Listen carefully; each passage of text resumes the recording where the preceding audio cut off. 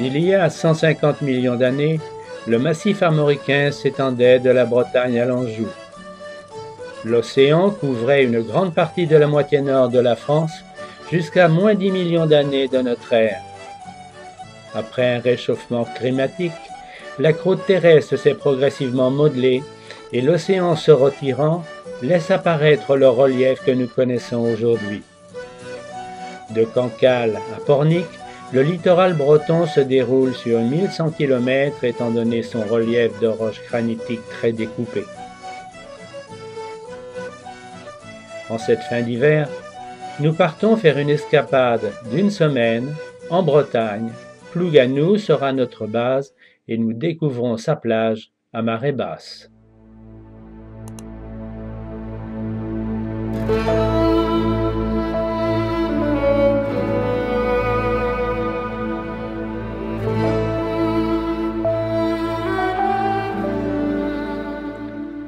Morlaix est à une vingtaine de kilomètres et nous nous y rendons par la route longeant la rivière de Morlaix, elle-même formée de deux cours d'eau, le Jarlot et le Quai-Flotte. La ville est encaissée et les pentes fortes des plateaux expliquent les deux ouvrages d'art qui marquent le paysage de la ville, le viaduc ferroviaire inauguré en 1864 après 3 ans seulement de travaux et 11 000 m3 de granit, et celui de la nationale de la fin du XXe siècle. L'église Saint-Molène, de style flamboyant, date du XVe siècle. Elle fait suite à un prieuré datant du XIIe. La construction de la tour est l'œuvre de tailleurs de pierre, dirigés par les 3 membres de la famille Beaumanoir, père et fils. La tour est achevée en 1574 et recouverte d'un dôme de plomb. La voûte lambrissée du porche et le tympan sont l'œuvre du peintre Lozès.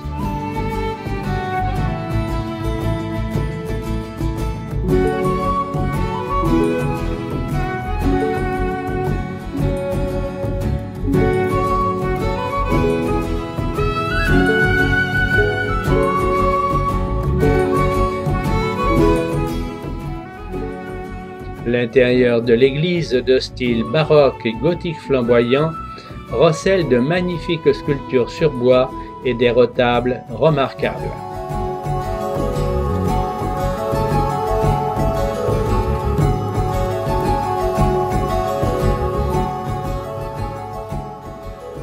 La ville garde son caractère médiéval avec ses rues pavées, ses maisons à lanternes et ses balcons de fer forgé. Ici, la maison, dite de la Duchesse Anne, demeure noble, qui fut bâtie en 1530. Nous quittons Morlaix et son viaduc pour partir en rando sur le sentier des douaniers vers le Dibin. Il est nécessaire de bien s'équiper, non pas parce qu'il fait froid, non, mais parce que le vent souffle très fort.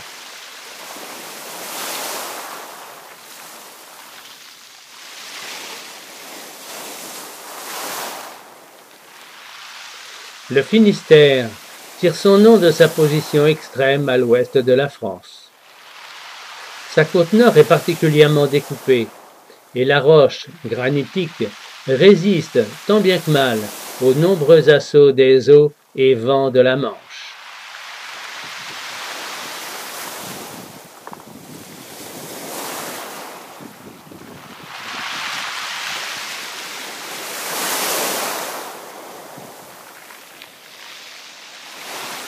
Inutile d'aller en thalasso.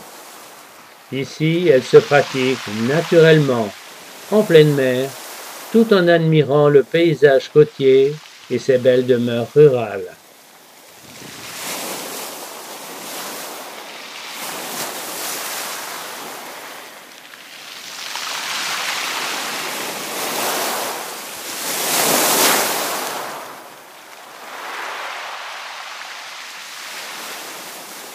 Depuis la formation actuelle de la Bretagne, il y a environ 10 millions d'années, son relief côtier fut baptisé de caps, de baies de rades, sans oublier les presqu'îles et les milliers d'îlots immergés à marée basse.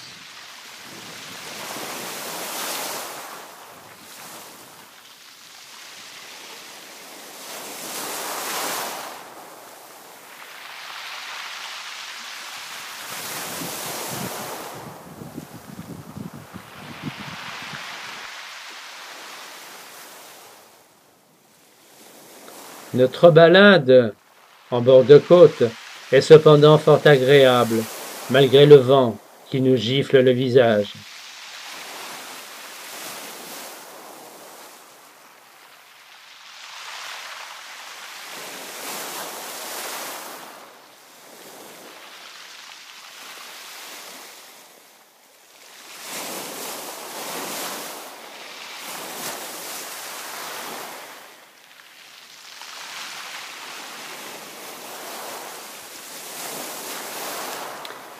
Sur le chemin vers Térénèse, les eaux de la rivière Morlaix rendent les fonds marins moins rocheux. C'est donc un endroit idéal pour faire de la planche à voile.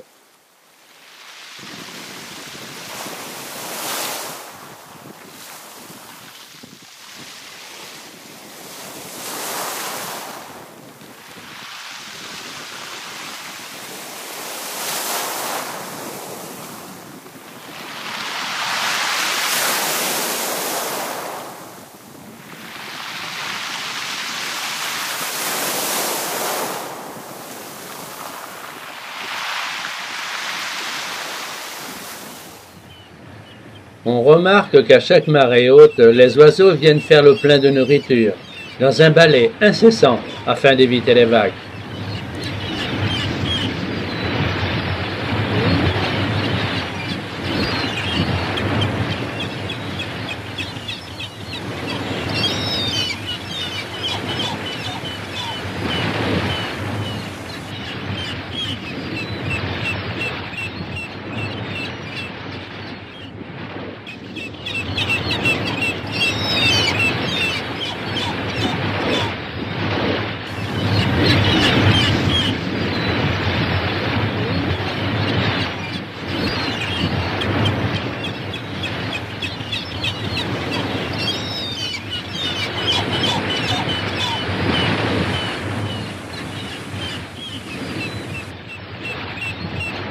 C'est sur ce timide coucher de soleil, face à Saint-Paul-de-Léon, que la grande marée marquera cette fin de journée.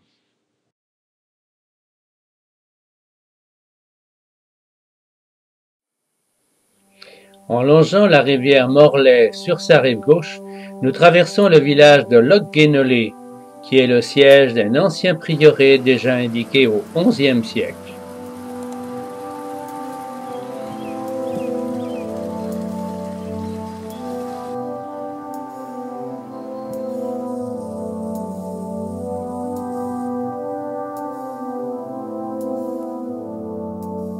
On dit que Saint-Guénolé fit jaillir une source et en consacra l'eau.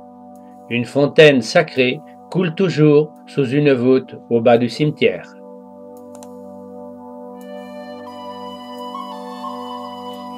Ce jour du 30 Névrose de l'an 2 de la République française, y fut planté l'arbre de la liberté, monument qui attestera l'attachement à la liberté, l'amour des lois et le soutien à la République.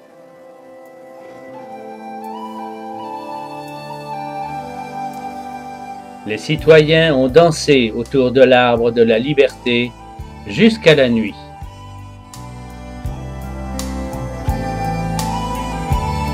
Notre cheminement sur la rive gauche de la rivière nous laisse entrevoir les parcs à huîtres avant d'aborder la petite ville de Carantec. D'ici, nous apercevons le phare de l'île Louet, érigé sur un piton rocheux qui vient compléter le balisage de la baie mis en place au XVIIIe siècle et fait face au château du Taureau. Au loin, le phare de l'île Noire éclaire l'entrée de la rivière Morlaix depuis 1845 et sa tour carrée s'élève à 13 mètres. Hergé s'inspira largement de ce site pour sa bande dessinée de Tintin, l'île Noire.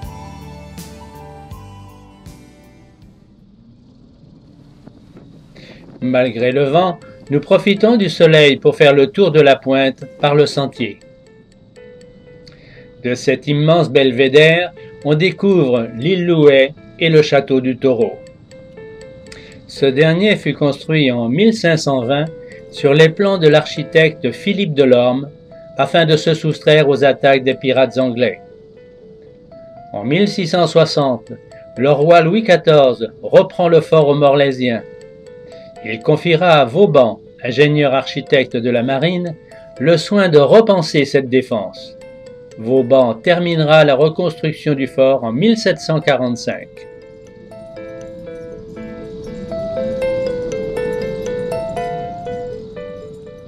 Un peu plus loin, sur la Grève, un pêcheur à pied en quête de palourdes voisine avec une famille de Tadornes.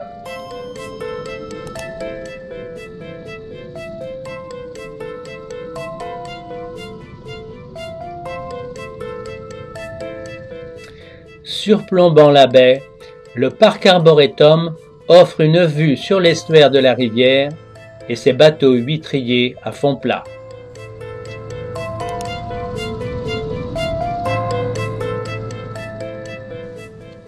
Les époux Mézières, botanistes, construisent en 1914 une maison qui brûlera accidentellement en 1939.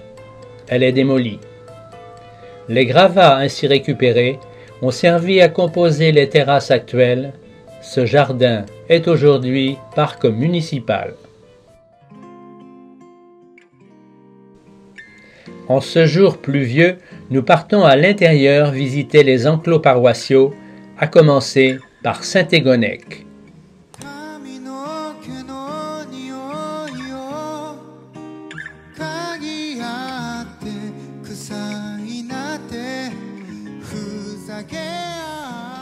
Les enclos paroissiaux bretons constituent un ensemble architectural unique en France, composé d'une église, d'un mur d'enceinte, d'où son nom, d'un portail monumental ou arc de triomphe, d'un calvaire et d'un ossuaire.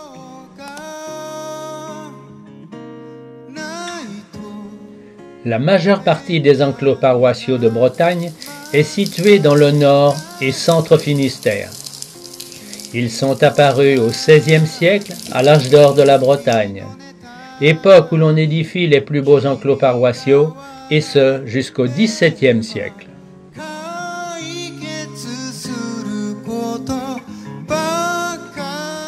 Saint-Égonec était originaire du Pays de Galles et disciple de saint Paul Aurélien, qui lui est vénéré à Saint-Paul de Léon. À Saint-Égonec, l'architecture est plutôt sobre, mais richement décorée, de vitraux, retables, statues, sculptures sur bois.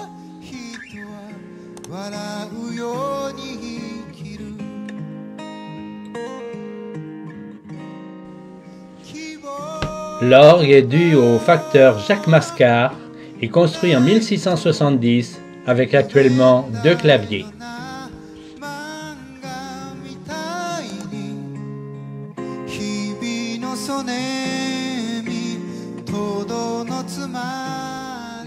L'enclos de Saint-Égonec, on le voit gravé dans le granit, est de 1599. Non loin de là, celui de Lampaume-Guimiliau. Il est de la même époque et se distingue par sa porte triomphale, son baptistère en bois polychrome en forme de baldaquin.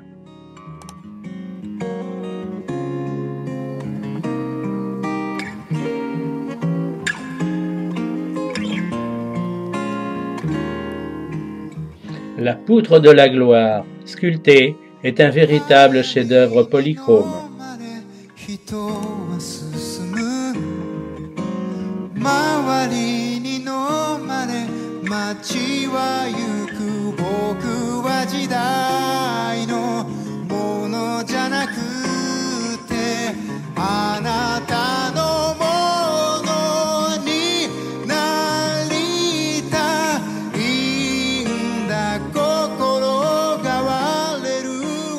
À l'extérieur, la magnifique porte de l'ancien ossuaire représente l'arbre de vie.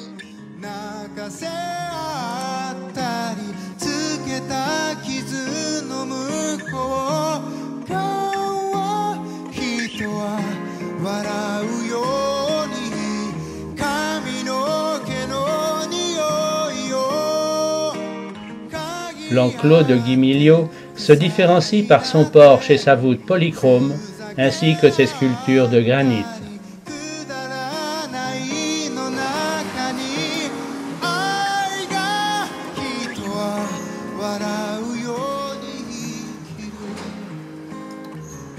À l'intérieur, là encore, un baptistère en bois brut, sculpté.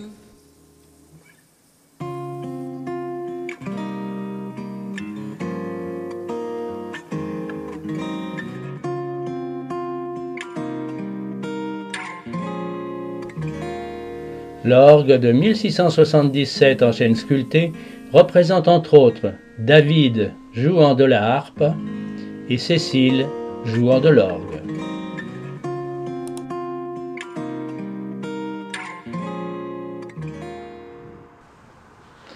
Toujours sous le vent, nous reprenons notre promenade sur le sentier des douaniers en direction de Primel-Trégastel.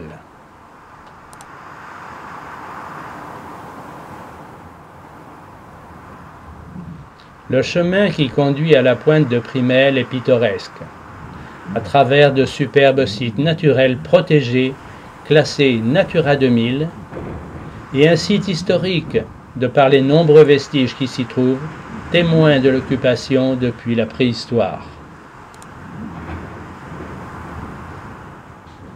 Quelques habitations se sont blotties à l'abri des rochers.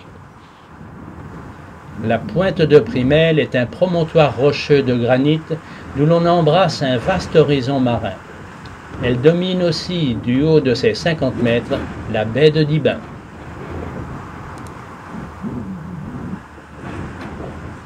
La presqu'île s'est formée grâce à la rencontre de deux courants qui, au fil du temps, ont déposé des alluvions pour dessiner ce que le géologue appelle une queue de comète. Pour les hommes, c'est un site stratégique, barré par des amas rocheux, offrant un éperon comme protection.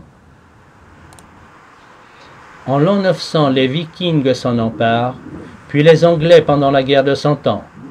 Les Espagnols en font une place forte à la fin du XVe siècle, avant que Vauban y installe 2 pièces de canon pour renforcer la défense de l'entrée de la baie de Morlaix au château du Taureau.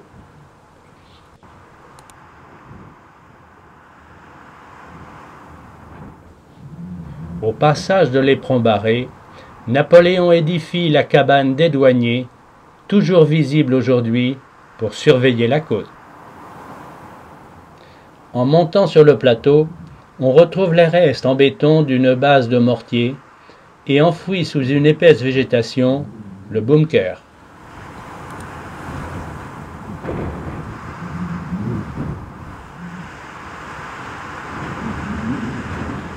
Fouettés par le vent qui nous siffle aux oreilles, on se laisse porter par ce paysage atypique, sans cesse modifié par les humeurs, du temps et de la lumière.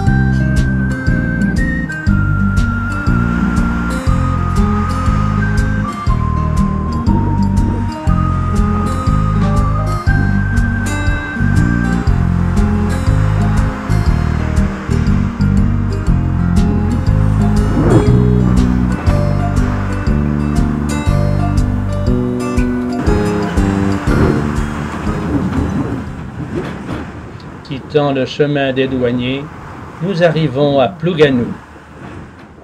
L'église de Plougasnou du XVe siècle fut construite sur un ancien prieuré roman du XIe. Son clocher, quant à lui, fut construit en 1582. La voûte, typiquement bretonne, est prolongée par un ensemble de vitraux magnifiques.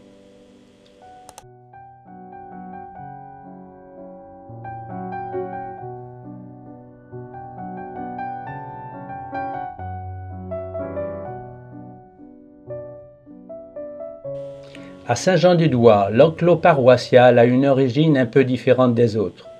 Il n'est pas ici synonyme de prospérité économique, mais il rappelle les foules de pèlerins qui se pressaient au XVe siècle pour approcher la relique de Saint Jean-Baptiste. L'église, construite au tout début du XVe siècle, a été largement réalisée par les ateliers morlaisiens de la tour gothique au porche. L'oratoire extérieur du XVIe siècle est de style Renaissance et est ceinturé d'une frise en granit sculpté.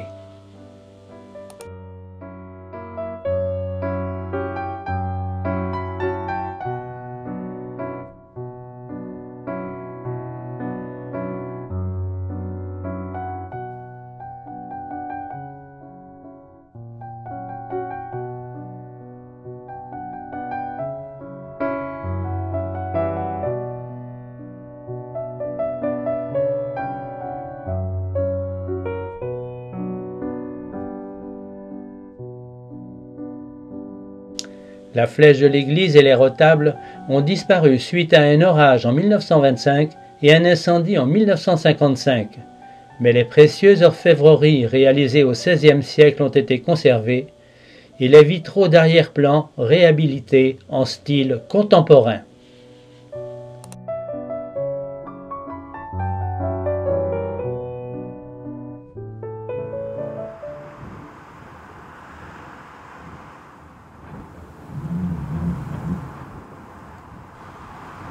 Ce soir, devant notre hébergement, la marée nous promet, pour la nuit à venir, une mer très agitée.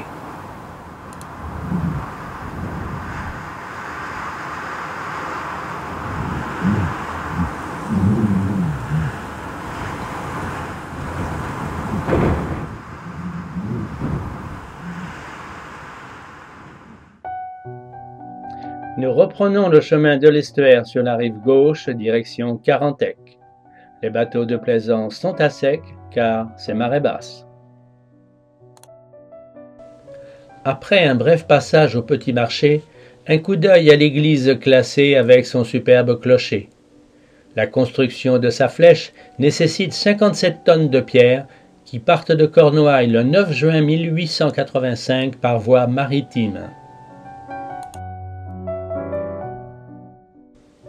François de Kerghrist s'est inspiré, dans la conception de l'édifice, de Notre-Dame de Paris, de la Sainte-Chapelle et de Saint-Ursin de Troyes.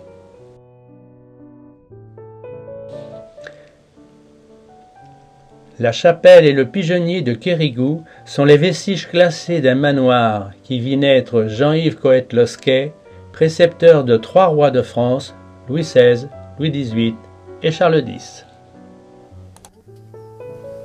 Le pigeonnier, en parfait état de conservation, comporte 149 niches.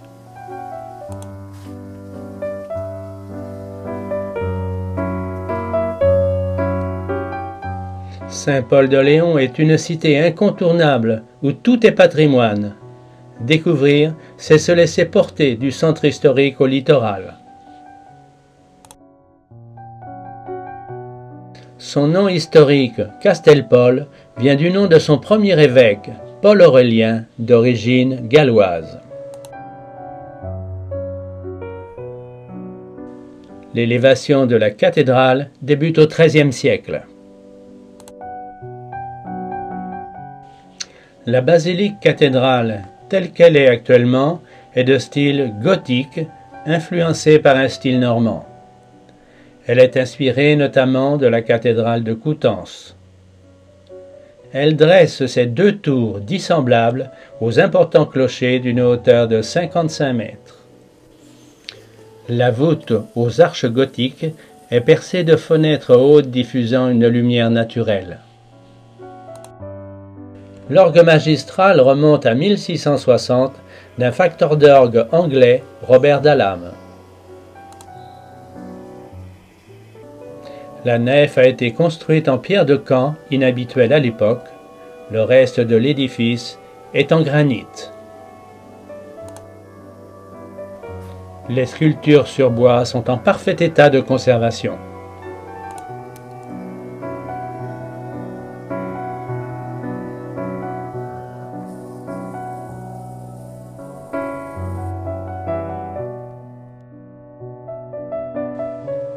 Autre particularité de la cathédrale est l'exposition de chefs, c'est-à-dire des crânes de défunts gardés dans une petite boîte en bois. Tout près de là, la chapelle Criesquer, avec son clocher de 78 mètres, un des plus hauts monuments gothiques et le plus haut de Bretagne, en fait sa particularité. Vauban disait « Une architecture des plus hardies que je n'ai jamais vues ». Roscoff est un ancien havre de corsaires, puis de contrebandiers. Durant le Moyen Âge, Roscoff est un enjeu entre la France et l'Angleterre, et en 1377, Roscoff est brûlé, saccagé, détruit. Au XVIe siècle, les habitants reconstruisent la ville sur l'emplacement actuel, dont la baie offre un abri beaucoup plus sûr. Ils érigent une église et un ossuaire avec le financement des armateurs, Notre-Dame de Croasbas.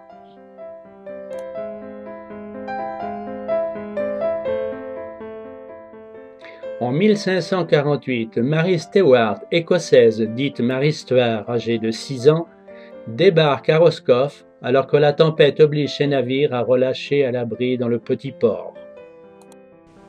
Bien que déjà reine à l'âge de 7 jours, Mary Stuart, âgée de 6 ans, est alors déjà la fiancée du dauphin, futur roi de France, sous le nom de François II.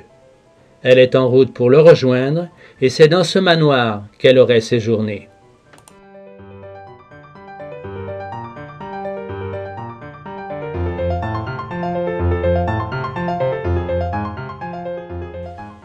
Nous terminons notre promenade de Roscoff par la pointe de Péraridi.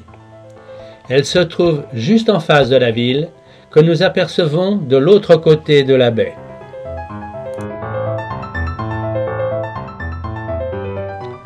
Depuis 2010, elle est propriété du Conservatoire du Littoral.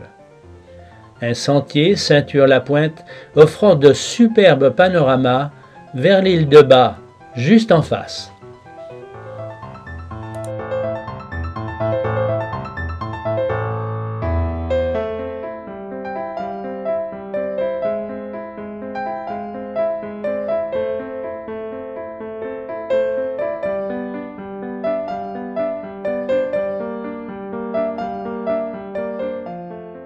Du fait de la situation stratégique de cette presqu'île, l'armée allemande y avait édifié pendant la Seconde Guerre mondiale des bunkers toujours visibles aujourd'hui. Ici, la fortification de la pointe de la presqu'île.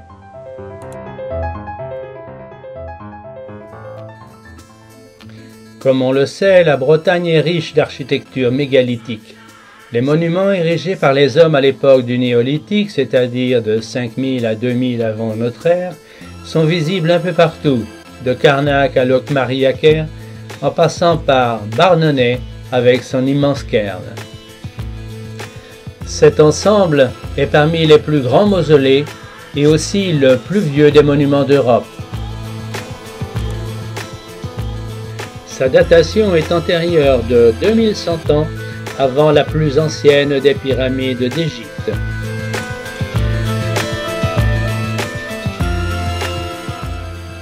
Tous les dolmens à couloirs, comme celui-ci, étaient recouverts d'un cairn, c'est-à-dire un amoncellement de pierres contenues dans un parement de moellons. Chaque chambre était construite de parements empilés en circulaire jusqu'à se rejoindre au centre du plafond et ensuite recouverte du cairn.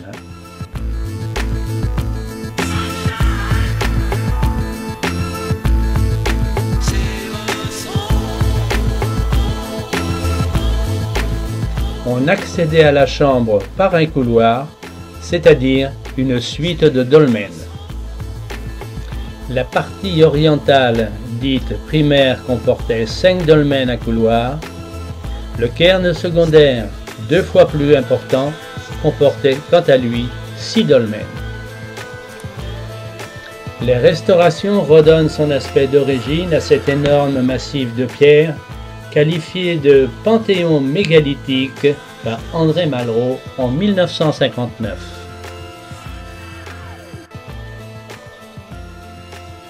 Nous quittons Barnanaise, juste en face, et terminerons notre escapade bretonne par une petite balade vers Saint-Michel-en-Grève et son clocher original.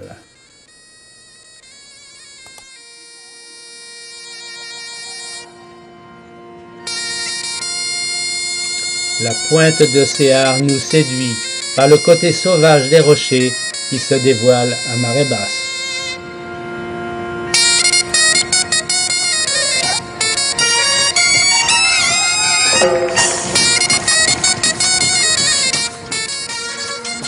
Enfin, les dernières images de cette Bretagne sauvage marqueront tous les contrastes de la nature.